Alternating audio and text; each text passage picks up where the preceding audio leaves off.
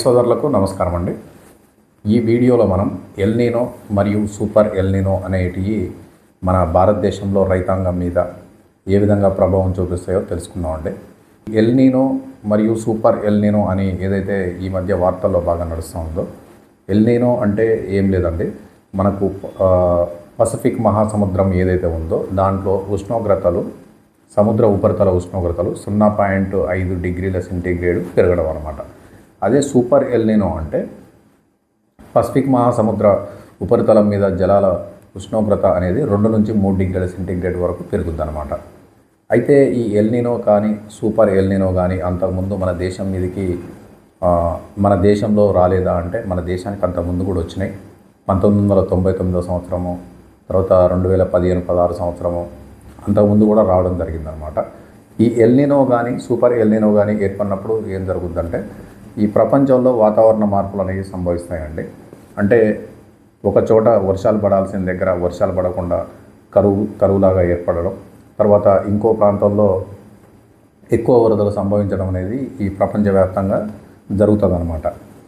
అయితే ఇక్కడ ఈ ఎల్‌నినో కానీ సూపర్ ఎల్‌నినో కానీ ఎందుకు ఏర్పడతాయి అంటే, మనం విచ్చలవిడిగా ఈ పెట్రోల్కు సంబంధించిన ఉత్పత్తులు ఏమైతే మనం ఎక్కువగా ఉపయోగిస్తామో దానివల్ల మనకు ఎల్‌నినో అనేది ఏర్పడడం జరుగుతుంది. అదేవిధంగా ఈ మధ్య యుద్ధం కూడా జరిగింది కాబట్టి ప్రకృతిలో చాలా రకాలైనటువంటి పెనుమార్పులు సంభవించి ఎల్‌నినో రావడానికి కూడా అవకాశం ఉందని చెప్తా ఉన్నారు. దీనికి తోడు ఇంకోటి ఏంటంటే, ఇప్పుడు కనుక మీరు ఉష్ణోగ్రతలు గమనించినట్లయితే చాలా ప్రాంతాల్లో 46, 47, 48 ఇట్లా టచ్ అవుతూ వస్తున్నాయి అన్నమాట. ఇది భారతదేశం మొత్తం కూడా చాలా తీవ్ర పరిణామాలను చూపించే అవకాశం ఉందన్నమాట. అయితే మన భారతదేశానికి సంబంధించి మనకు వర్షాకాలం అనేది జూన్ నుంచి సెప్టెంబర్ వరకు, ముఖ్యంగా మన ఈ తెలుగు రాష్ట్రాలు, తర్వాత కర్ణాటక, కేరళ ఇవైతే ఏమైతే ఉన్నాయో మనం ఎక్కువగా ఈ జూన్ నుంచి సెప్టెంబర్ పడే వర్షాల మీద ఆధారపడి ఉంటాం. అదేవిధంగా ఉత్తర భారతదేశంలోని కొన్ని ప్రాంతాలు కూడా ఈ నైరుతి ఋతుపవనాల మీదనే ఆధారపడి వ్యవసాయం చేస్తారు. కాబట్టి ఈ ఎల్‌నినో కనుక వచ్చిందనుకోండి, భారతదేశంతో పాటుగా మలేషియా, ఇండోనేషియా, ఆస్ట్రేలియా ఇట్లాంటి దేశాలు ఏమైతే ఉన్నాయో వాటిలో ఆ దేశాలకు ఇప్పుడు ఋతుపవనాలు సక్రమంగా రాక వర్షాలు పడకుండా కరువు పరిస్థితులు ఏర్పడే అవకాశం ఉంది. అదేవిధంగా మీరు కనుక దక్షిణ అమెరికా ఖండాన్ని కనుక గమనించినట్లయితే అర్జెంటీనా, పెరు, చిలీ, బ్రెజిల్ ఇట్లాంటి దేశాలు ఏమైతే ఉన్నాయో అక్కడ ఏం జరుగుద్దంటే అధిక వర్షాలు సంభవించి వరదలు వచ్చే అవకాశం ఉందన్నమాట. అంటే ఇట్లా ప్రకృతి ఋతుపవనాల గమనంలో ప్రకృతి అనేది విపరీతమైన మార్పును తీసుకొని రావడం అనేది జరుగుద్ది. అయితే ఒకవేళ మన దేశం మీద కనుక ఈ ఎల్‌నినో సూపర్ ఎల్‌నినో ప్రభావం ఉన్నట్లయితే మనది ముఖ్యంగా ప్రపంచానికి ఆహారాన్ని అందించే దేశం. అదేవిధంగా ఇండోనేషియా, మలేషియా ఇలాంటి దేశాల్లో కనుక ఎల్‌నినో ప్రభావం చూపిస్తే మనకు ఆయిల్కి సంబంధించి, అంటే మనం ఎక్కువగా పామ్ ఆయిల్ ఏదైతే ఉందో దాన్ని ఇండోనేషియా, మలేషియా నుంచి దిగుమతి చేసుకోవడం జరుగుతుంది. తర్వాత భారతదేశం నుంచి ఆహార ఉత్పత్తులు, తర్వాత మనకు థాయిలాండ్ నుంచి కనుక చూసుకున్నట్లయితే వరి, బియ్యం ఇవి ఉత్పత్తులు ఏమైతే ఉన్నాయో ఇవన్నీ కూడా ప్రపంచానికి మన దేశాల నుంచి అందుతాయి. కాబట్టి ప్రపంచం అంతా కూడా కరువు కోరల్లోకి చేరుకోవడానికి అవకాశం ఉందన్నమాట. ఆహార కొరత అనేది ఏర్పడి చాలామంది కూడా ప్రజలు చనిపోవడం అనేది కూడా జరుగుతుందన్నమాట. ఈ ఎల్‌నినో కానీ సూపర్ ఎల్‌నినో కానీ వచ్చిందనుకోండి, ఏం జరుగుద్దంటే వర్షాలు అనేవి తగ్గిపోతాయి. తర్వాత వర్షాలు లేకపోతే ఏం జరుగుద్దంటే మనకు నదుల్లో కానీ, జలాశయాల్లో కానీ, తర్వాత వాగుల్లో కానీ లేదా చెరువుల్లో కానీ భూగర్భ జలాలు అనేవి కూడా అడుగంటిపోవడం అనేది జరుగుతుంది. తర్వాత మనకు ఈ ఎల్‌నినో సూపర్ ఎల్‌నినో వల్ల వ్యవసాయ రంగంలో ఏ విధమైన నష్టాలు వస్తాయనేది తెలుసుకుందాం. ఫస్ట్ మనకు వచ్చే సమస్య ఏంటంటే, విత్తనాలు విత్తే సమయం దాటిపోవడం అనేది జరుగుద్ది. వర్షాలు సరిగ్గా పడలేదనుకోండి, వర్షాధారంగా మన దేశం అంతా వ్యవసాయం మీద ఆధారపడింది కాబట్టి వర్షాలు సరిగ్గా పడకపోతే మనం విత్తనాలు విత్తే సమయం ఒకటి కోల్పోవాల్సి వస్తుంది. ఉదాహరణకు పత్తి తీసుకోండి. పత్తి చాలామంది ఇప్పుడు ఆదిలాబాద్ జిల్లాలో అయితే ఆల్రెడీ ఈ టైంకు నాటాలి. అక్కడ తర్వాత ఈ కర్నూలు బెల్ట్ కానీ ఇట్లాంటి కొన్ని ఏరియాల్లో పత్తి అనేది నాటేస్తూ ఉంటారు అన్నమాట.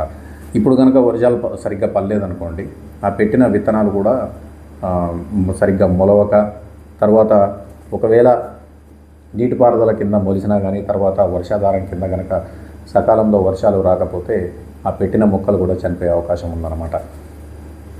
అదేవిధంగా మనకు వరి కనుక చూస్తున్నాం అనుకోండి, వరి నార్లు జూన్ 2వ వారంలో నార్లు పోయడం జరుగుతూ ఉంటుంది. కాబట్టి అది కూడా మనకు ఒకవేళ లేట్ అయిందనుకోండి, మనకు నారు అనేది కూడా మనం పోయడానికి కుదరదు. ఒకవేళ నారు పోసినా కానీ నాటేద్దామంటే మనకు వర్షాలు ఉండవు. కాబట్టి నాటేసేటప్పుడు లేటుగా వరి కనుక నాటేసినట్లయితే మనకు పిలకలు అనేవి తక్కువ రావడం, అంటే దిగుబడి మీద ప్రభావం చూపిస్తుంది. ఇంకా మనకు ప్రతి పంట కూడా పూత మరియు కాయ ఊరే దశ ఉంటుంది కదండి. ఆ 2 దశల్లో కనుక మనకు వర్షం సకాలంలో అందలేదనుకోండి, అప్పుడు మనకు ఆ పువ్వులు రాలిపోవడం అనేది కానీ లేదా కాయలు కూడా వడబడిపోయి రాలిపోవడం అనేది కూడా జరుగుతుంది అన్నమాట. తర్వాత ఇదే కనుక మనకు ఈ బెట్ట పరిస్థితులు కనుక ఎక్కువగా ఉన్నాయనుకోండి, మనకు పురుగుల ఉధృతి కానీ తర్వాత తెగుళ్ళ ఉధృతి కానీ తర్వాత ఈ దోమల ఉధృతి అనేది కూడా ఎక్కువ రావడానికి ఆస్కారం ఉంటుంది. మీరు కనుక జాగ్రత్తగా గమనించినట్లయితే 2023 సంవత్సరం మిరప పంట మీద చూడండి, తెల్లదోమ ఎర్రనల్లి విపరీతమైన దాడి చేశాయన్నమాట. అక్టోబర్ నెలలో సరిగ్గా వర్షాలు లేక ఆ వేడి వాతావరణానికి ఈ తెల్లదోమ మరియు ఎర్రనల్లి అనేది చాలా విపరీతమైన దాడి చేయడం జరిగింది. ఇట్లా మనకు ప్రతి పంట మీద కూడా ఏదో ఒక పురుగు కానీ తెగుళ్ళు కానీ లేదా దోమజాతికి సంబంధించినవి కానీ ఎక్కువగా నష్టాన్ని కలిగించడానికి అవకాశం ఉంది.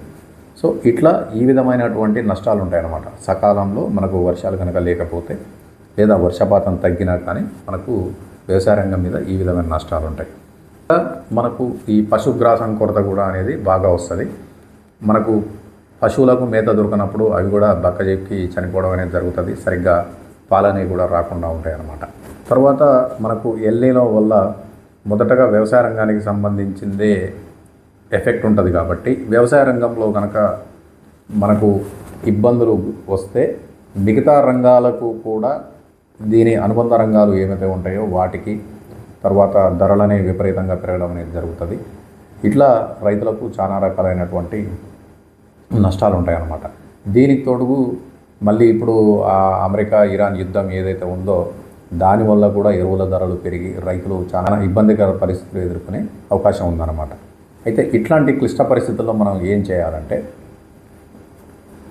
ఆరుతడి పంటలు ఏమైతే ఉంటాయో, అంటే మనకు వర్షపాతం తక్కువ ఉన్నా సరే నీళ్లు తక్కువగా తీసుకొని పండే పంటలు ఉంటాయి.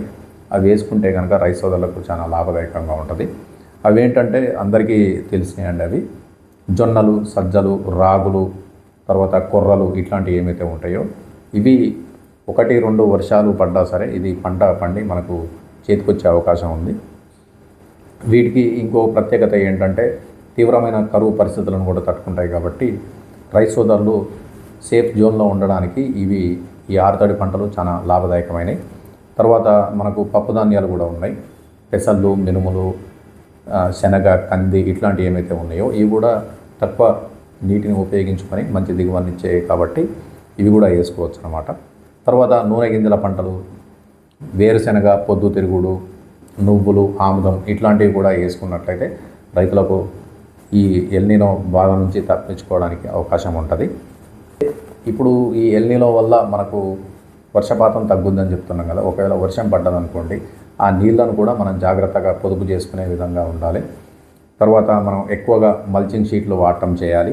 తర్వాత డ్రిప్ సిస్టమ్ పెట్టుకోవడం, దాంట్లోకి ఎరువులు సూటి ఎరువులు వేయకుండా లేదా కాంప్లెక్స్ ఎరువులు వేయకుండా మనం ఏం చేయాలంటే వాటర్ సాల్యుబుల్ ఫెర్టిలైజర్స్ అనేవి వాడుకోవడం ఉత్తమం.